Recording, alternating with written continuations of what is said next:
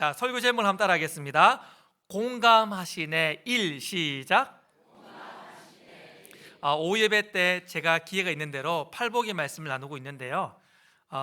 오후 예배라서 좀 짧게 설교를 하기 위해 설교를 2번, 3번 나눠서 하고 있는데 아직 한 번도 일을 해놓고 일을 한 적은 없습니다. 그래서 지난번에도 일을 하고 나서 2달 반 만에 또 설교하니까 일을 하는 게 의미가 없을 것 같아서 넘어갔는데 오늘도 일 해보고요.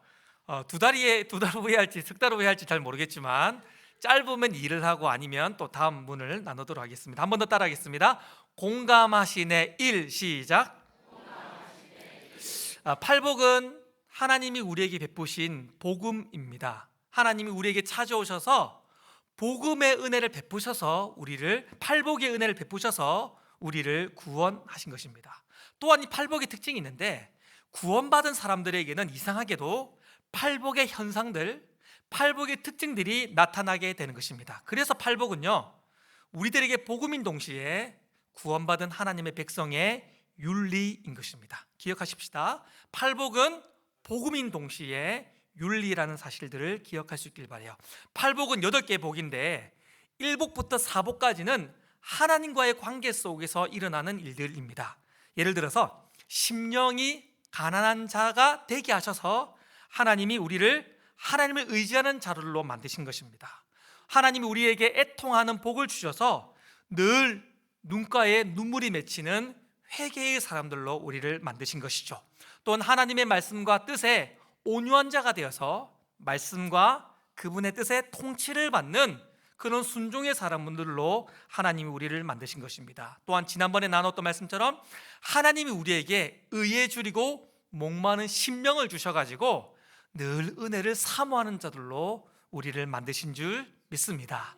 그리고 5계명부터 5복부터 8복까지는 뭐냐면 이웃 간의 관계 속에서 일어나는 거예요. 하나님이 먼저 우리들에게 그 복을 주셔서 그 복 때문에 이웃과의 관계 속에서 그런 5복부터 8복까지의 은혜들이 일어나게 되는 겁니다. 그래서 후반부의 복을 나눌 것인데 그 첫 번째는 한번 따라 할까요? 국률 시작. 오늘 국률에 대해서 나누려고 하는데 가장 먼저 국률이란 무엇일까요? 사전적인 의미를 찾아보면 불쌍히 여겨줘서 돌봐준다 이런 뜻이에요. 국률이란 뜻은 불쌍히 여겨서, 이건 마음이죠. 그래서 행동으로 돌봐주는 것까지를 국률이라고 이야기하는 것입니다.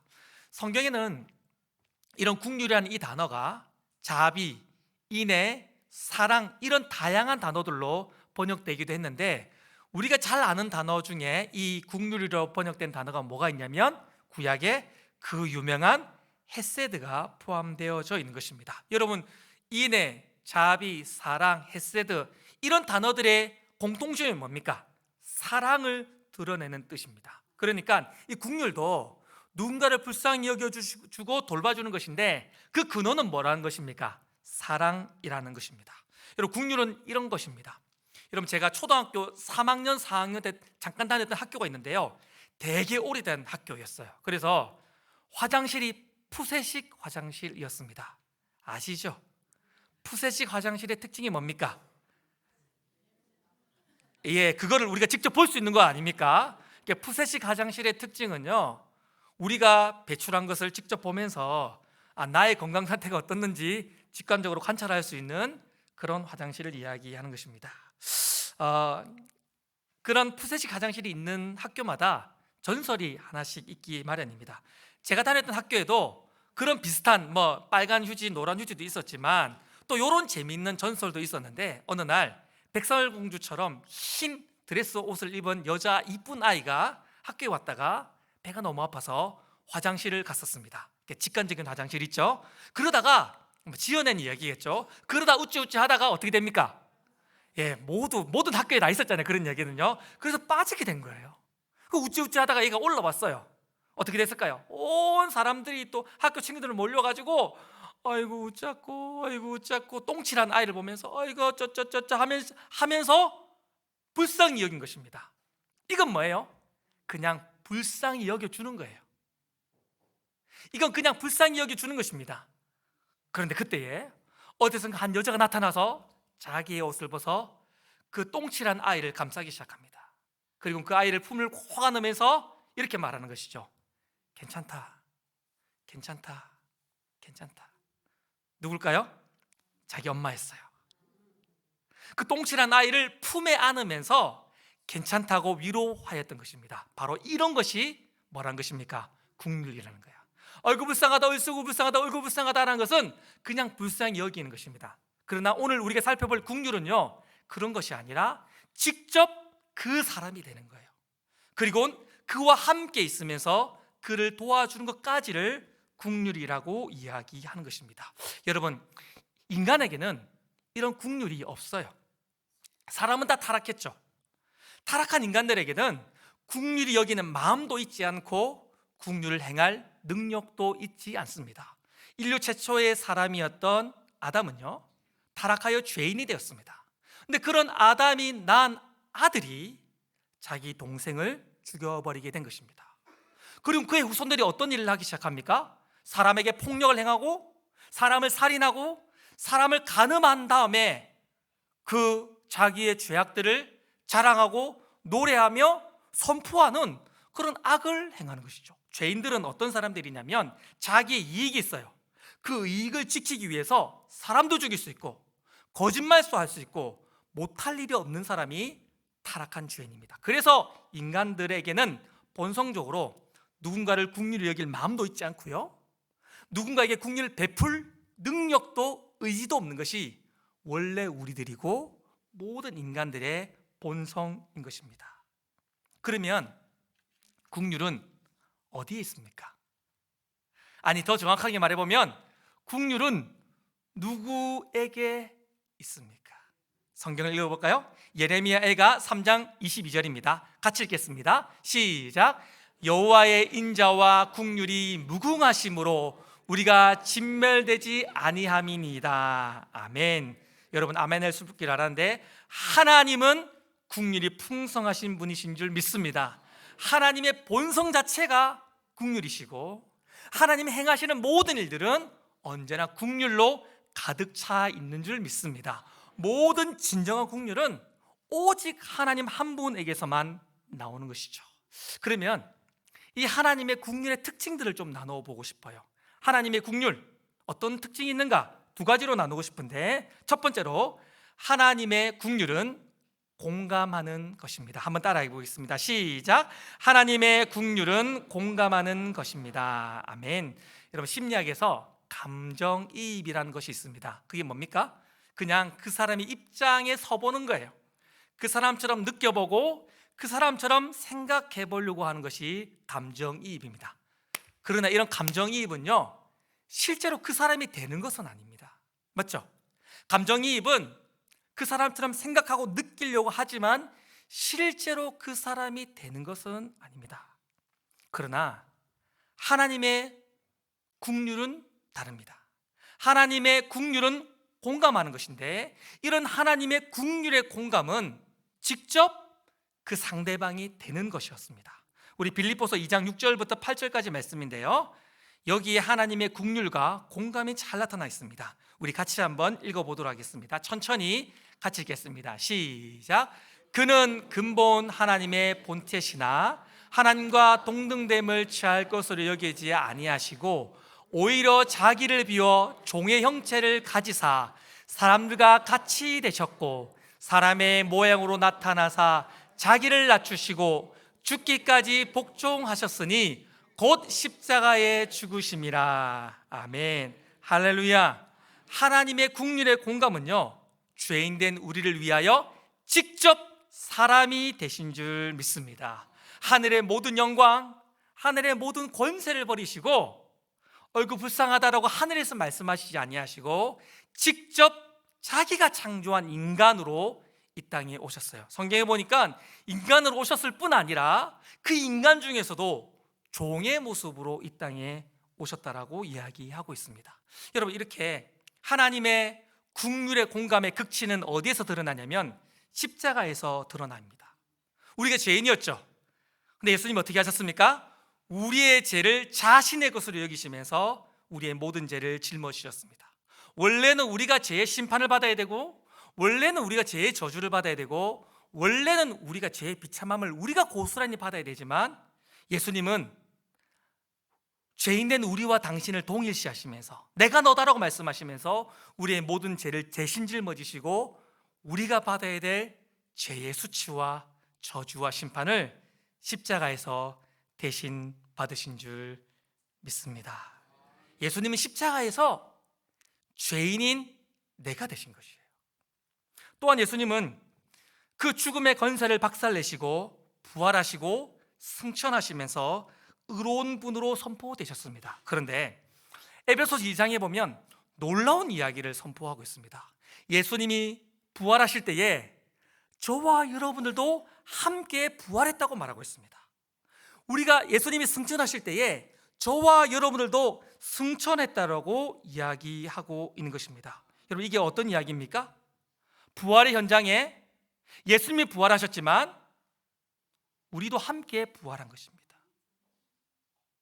예수님이 승천하실 때에 예수님만 승천하신 것이 아니라 그분이 내가 되셨기 때문에 나도 예수님과 함께 승천하게 된 것입니다. 오늘 우리 주님이 우리들에게 이렇게 말하고 있는 것입니다. 너는 나다. 내가 죽을 때에 너도 같이 죽었다. 내가 십자가에 죽을 때에 사실은 너도 같이 죽었다. 그래서 너의 죄가 사여졌노라. 할렐루야. 예수님이 부활하셨습니다. 주님이 이렇게 말씀하십니다. 너는 나다.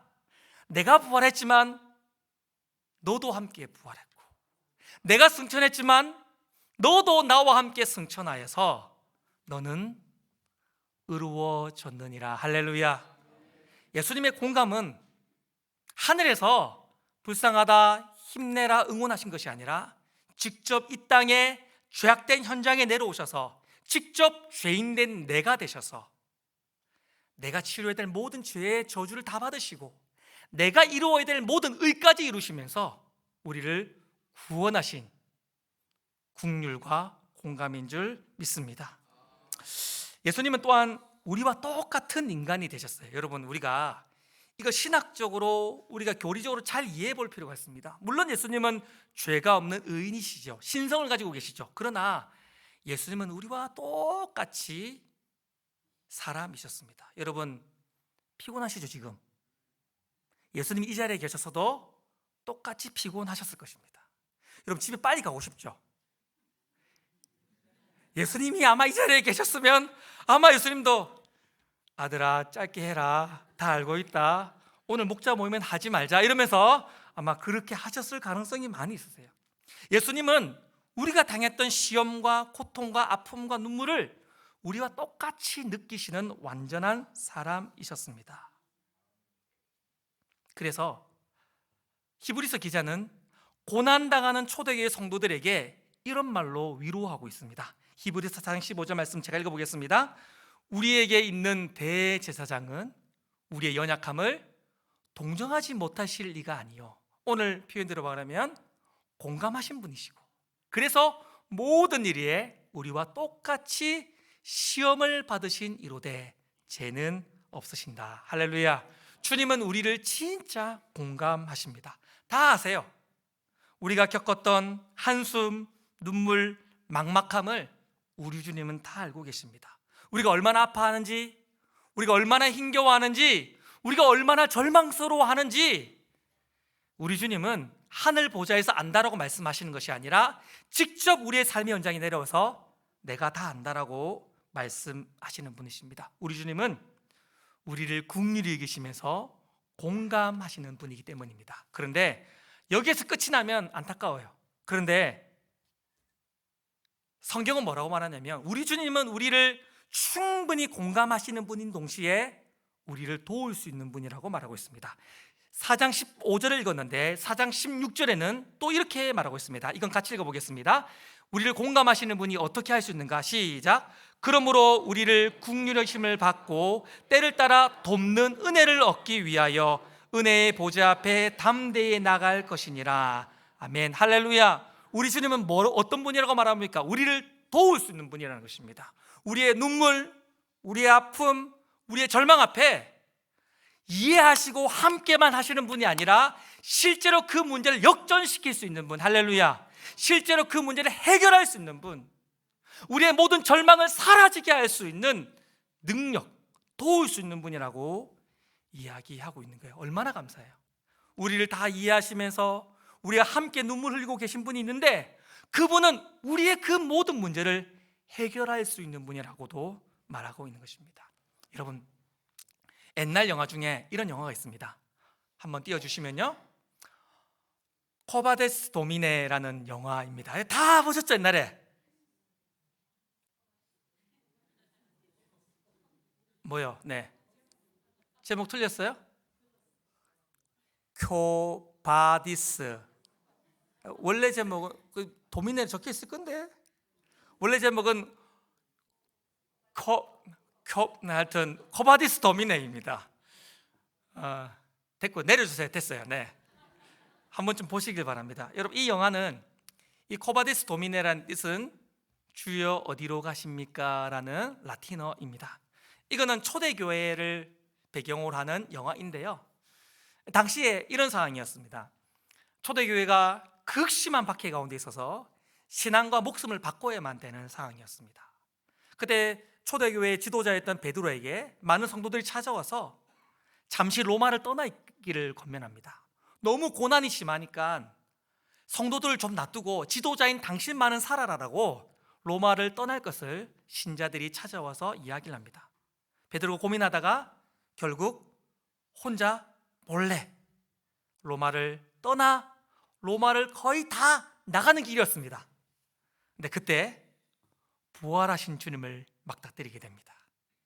그때 베드로가 이렇게 말합니다. 코바데스 도미네, 주여 어디로 가십니까? 라고 이야기합니다. 그때 우리 주님이 뭐라 말씀하셨습니까? 나는 저 로마에서 고난당하고, 저 로마에서 피 흘리고 있고, 저 로마에서 슬퍼하고 있는 나의 백성들에게 가서 내가 그들을 돕기 위해 나는 로마로 가고 있다. 주님이 가세요. 베드로가 잠시 고민에 빠집니다. 그리고는 가던 길을 돌이켜서 주님을 따라 로마로 돌아가는 것으로 영화는 마무리되어지는 것입니다. 이 영화가 하고 싶은 말이 무엇이었습니까? 부활하신, 승천하신 우리 주님은 우리와 멀리 계시지 않다는 것입니다. 우는 자와 함께 울고 고통당하는 자와 함께 고통하며 우리의 눈물 가운데 우리와 함께하고 계시다라고 이야기하고 있는 거예요. 우리를 긍휼히 계시면서 진짜 우리가 되시는 공감으로 우리와 함께 하시면서 또한 우리를 돕고 있다라고 이야기했던 것입니다. 여러분, 아프신 분이 많으시죠? 슬퍼하신 분이 많으시죠? 막막한 분이 많으시죠? 우리 주님이 여러분의 그 눈물, 근심, 막막한 가운데에 함께하고 계시는 줄 믿습니다. 여러분이 울 때 같이 울고 계시고요, 여러분이 아파할 때 같이 아파하고 계시고, 여러분이 쓰러질 때에 그 쓰러진 자리에 우리 주님이 함께 계십니다. 공감하시는 것이죠. 그뿐 아니라 내가 너를 돕는다라고 말씀하시면서 우리를 일으켜 주시는 긍휼, 공감으로 우리와 함께 하시는 줄을 믿습니다. 또한 하나님의 긍휼의 두 번째 특징이 있습니다. 하나님의 긍휼은 실천하는 것이었습니다. 하나님은 우리를 긍휼히 여기셨어요. 불쌍히 여기셨어요. 그래서 구약의 4,000년 역사 동안 계속해서 말씀하셨습니다. 나는 너를 구원하겠다. 4,000년의 역사 동안 끊임없이 말씀하셨습니다. 나는 너를 구원하겠다. 근데 이 하나님의 긍휼은요, 말로 끝나지 않았습니다. 실천하였죠. 그 실천이 무엇이었습니까? 요한복음 3장 16절 말씀을 다 같이 읽어보겠습니다. 시작. 하나님이 세상을 이처럼 사랑하사 독생자를 주셨으니 이는 그를 믿는 자마다 멸망하지 않고 영생을 얻게 하려. 이걸 제가 바꿔 읽어보겠습니다. 하나님이 세상을 이처럼 긍휼히 여기사 독생자를 주셨으니 이는 그를 믿는 자마다 멸망치 않고 영생을 얻게 하려 하심이라. 그리스도는 하나님의 긍휼의 실천이었습니다. 또 하나님의 긍휼의 그 본체였던 그리스도가 이 땅에 오셔서 생애부터 죽음까지 그의 전 생애를 통하여서, 탄생부터 죽음까지 그의 모든 전 생애를 통하여서 우리를 향한 긍휼을 실제로 실천하셨던 것이죠. 여러분, 이것이 우리에게 베푸신 하나님의 긍휼입니다. 자, 이제 하나님의 긍휼은 공감이었다, 하나님의 긍휼은 실천이었다는 것을 기억하면서 우리 오늘 본문인 마태복음 5장 8절을 읽어보겠습니다. 같이 읽겠습니다. 시작. 긍휼히 여기는 자는 복이 있나니 그들이 긍휼히 여김을 받을 것이며. 잠깐만 띄워넣으시면요, 여러분, 이 말씀을 가만 보면요, 우리가 누군가를 긍휼히 여겨야 우리가 하나님의 긍휼을 받는 것처럼 나와 있습니다. 그런데 여기에는 생략된 것이 있습니다. 여러분, 고대 사람들은요, 헬라 문화 속에서는 아주 당연한 뻔한 진리는 삭제시키는 경향이 있었습니다. 여기에서 엄청 중요한 어떤 사실이 생략되어 있습니다. 뭡니까? 먼저 우리가 하나님의 긍휼로 구원받았다는 것입니다. 우리가 먼저 하나님의 긍휼로 구원을 받았어요. 그렇게 구원받은 우리가 5장 8절에 구원받았는데 이제 우리가 어떻게 삽니까? 또 다른 누군가를 긍휼히 여기며 살아간다는 것입니다. 그러면 하나님의 긍휼이 다시 우리에게 임한다는 것이죠. 기억하십시오. 우리가 먼저 하나님의 긍휼로 구원받았습니다. 아멘이시죠?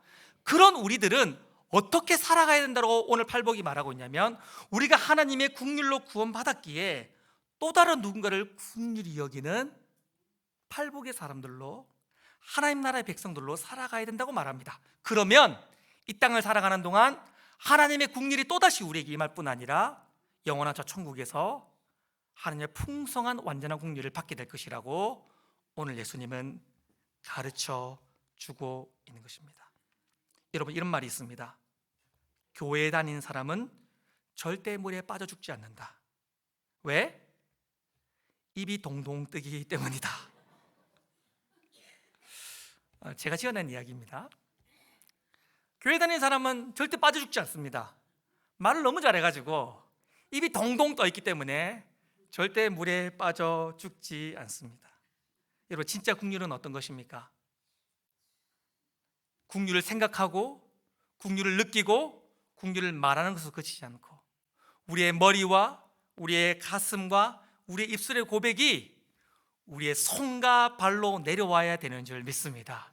실제로 우리의 삶의 현장 가운데에 우리의 시간을 써가면서 우리의 지갑을 열어서 또 다른 누군가를 긍휼히 여길 때에 진짜 긍휼이 되어지는 것이죠. 우리가 어떻게 긍휼을 받았습니까? 그분이 내가 되셨어요. 멀리 계시지 않고 직접 내가 되셔서 나를 구원하셨죠. 또한 말로 하지 않고 실천하셨습니다.